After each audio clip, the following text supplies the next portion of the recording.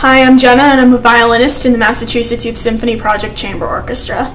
Hi, I'm Elena. I'm in the same orchestra. I'm also a violinist. I was searching for an orchestra that would challenge me more than my old one would, as I was kind of outgrowing it and looking for something that would further improve me as a violinist.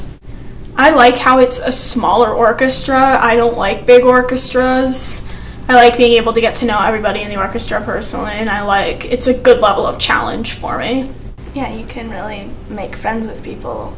It's also, there's a little rotation, but not too much. So you can make friends with your stand partner or the people next to you and your whole section, everyone really. It's so small.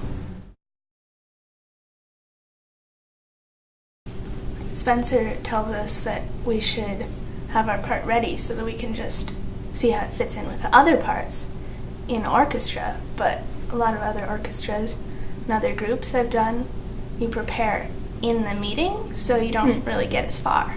Yeah, and he also gives us really clear and concise feedback on what we need to improve on for next time, so I find I know what to focus on in my practice, and that's a very helpful tool when you're somebody like me who doesn't know where to start when you practice. He also gives us ways to practice. He's very helpful about that. He'll tell us, well, if you're having trouble with this kind of thing, do this. Yeah, I feel like he spends a lot of time with each sections and focuses on making sure each section is comfortable with what they're playing and knows what they're doing, so we can then have further success as a full orchestra. It's different because in a lesson, if you're working on a piece, even if it's accompanied by piano, you still don't practice with the piano much, so you aren't sure how your part goes with theirs usually. And this you have to know, or you don't know where you are at all. And you can also apply concepts you learn in your lessons to here at Powers, and I find that's a really good thing to know that what I learn isn't going to waste.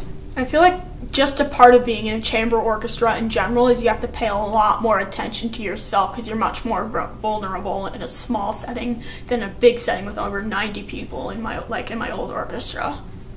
Yeah, and it's such small sections that if one person doesn't pay attention, then nothing goes right.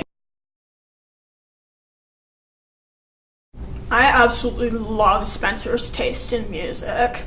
It's right down my alley and what I want to be playing, and I also find it challenges me to a very appropriate level where I feel a sense of accomplishment when I get that part I've been struggling with.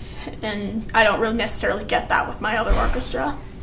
Yeah, I agree. It's hard enough, but it's not so hard that I just don't want to do it. It's still fun, but it's hard too. But you get to know everybody who you're playing with on a very personal level, and I like that compared to my other orchestra where you're kind of just there to play. And I like how it's a close-knit community orchestra where I look forward to seeing some of my favorite people every time I come here.